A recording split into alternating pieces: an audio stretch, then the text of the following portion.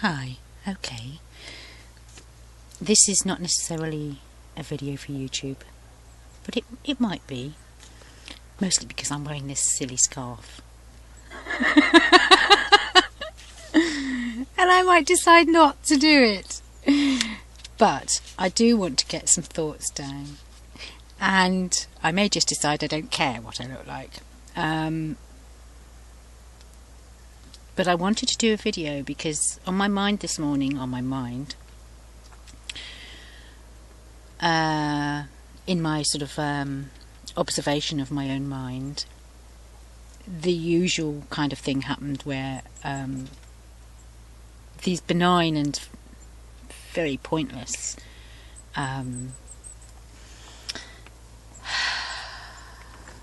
thought streams kind of lead you into or led me into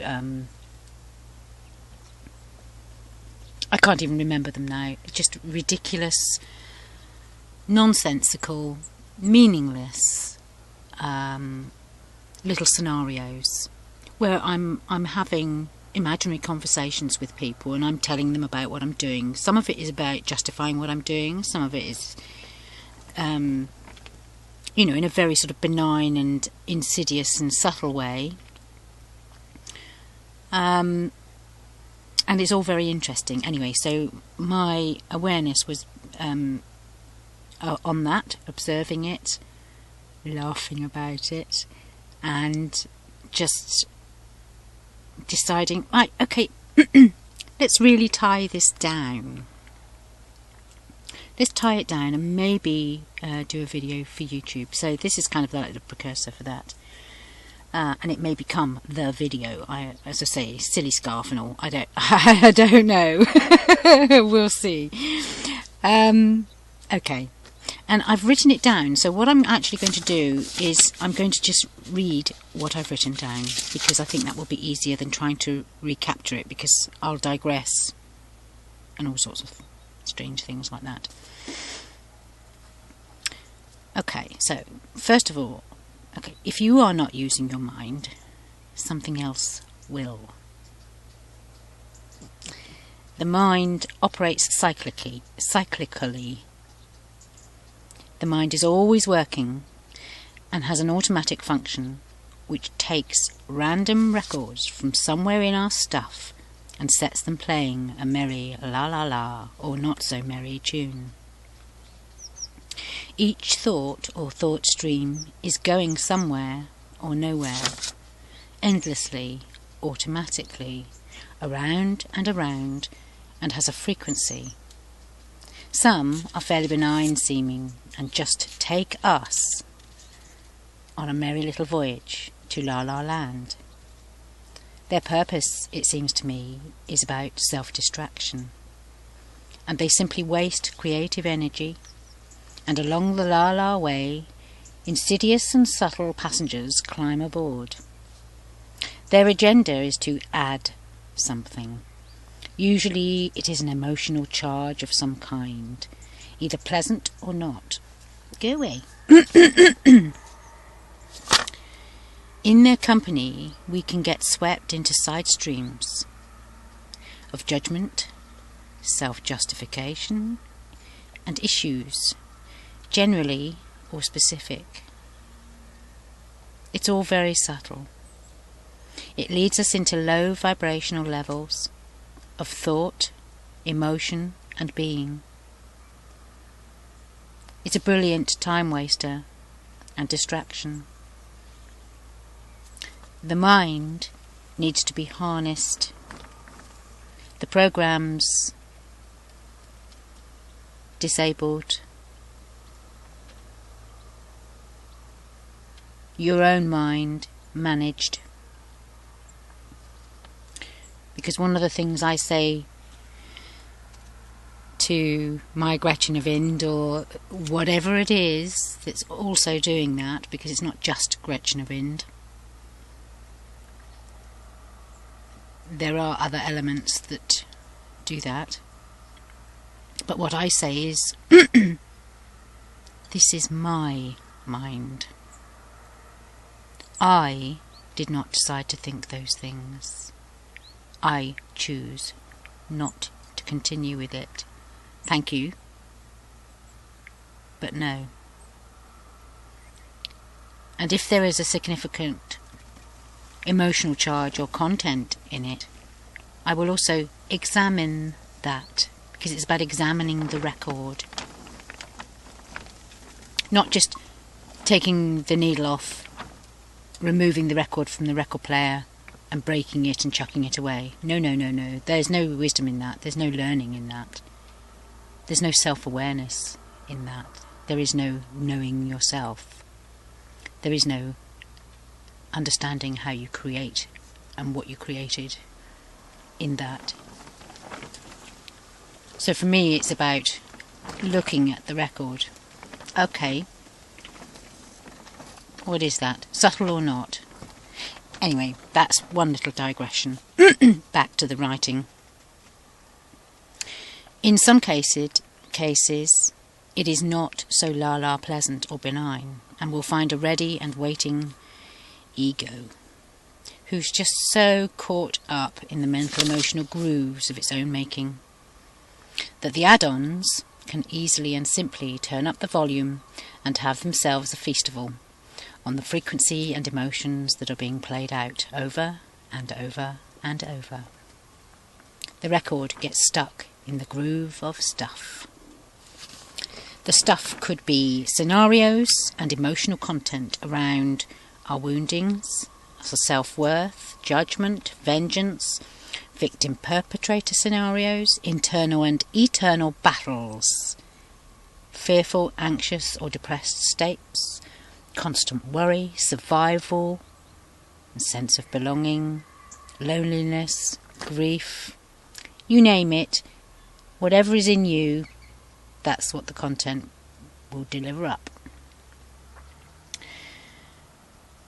And all the low vibrational stuff of the psyche that is still yet to be resolved or integrated or transmuted in the eternal fire of your being, the alchemy, the organic, true, natural, alchemical process that happens without a lab, without material things like base metals, without other ingredients and scientific experiments.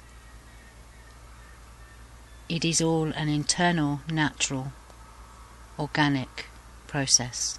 And the body, the human body, is the vessel. The human body is the Holy Grail. I'm digressing again, but I realise I actually have started to put together a video about that, and it's a little reminder to me that maybe I'll do that one soon. Okay, I'll continue. It is through the interface of our minds and its automatic functions that Gretchen of Ind and the like operate unseen in our unaware, unresolved blind spots. If we are not aware of the constant internal chatter, the dialogue, then the automatic functions will play over and over, stuck in the grooves. And the house, the being, gets full of uninvited guests who just love to make a mess and feed off all the shit. A very lovely party for some, but through it and in it we become immersed in sticky, low vibrational, painful and self-annihilating creations. And we do it to ourselves. See, that's the trick. I'm going to digress again. That's the trick.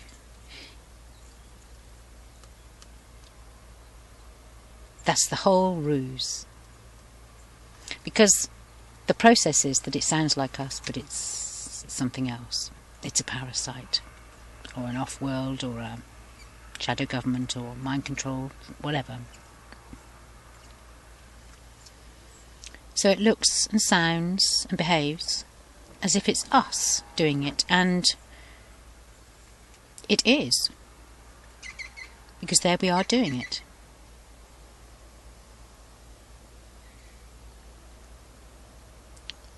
But that's all part of the modus operandi, because it is another level of the testing that says, can you see this? Will you see it? Will you hear it? Will you be able to identify it? It's the biggest test of all, to know what is you and what is not you. And also that's mirrored in society, isn't it? I mean, here in the UK we have something called Neighbourhood Watch, and there are little signs up around villages and towns and little hamlets or wherever that say, this is a neighbourhood watch area, where neighbour watches neighbour and reports on them to authorities. It's clever, isn't it? It's just another manifestation of the same thing. They get us to do it to ourselves. It's very clever. It's brilliant. Okay, so we do it to ourselves because we haven't grasped the nature of our own minds and how manipulative others have been and have been hiding in our minds. The mind is like technology in a way, because it is a wonderful and amazing piece of kit, but it can be abused. For most human beings, a party-going, boundary-infringing group of thugs, an internal mafia, have had control, getting us to create what they want us to create, in an abuse of power, just like technology has been abused, recycling us around and around in a closed loop, the circle, the Mobius strip, or the Mobius band, reincarnation after reincarnation, cycle after cycle. Are you dizzy yet? So why do they do it? Why do they do it?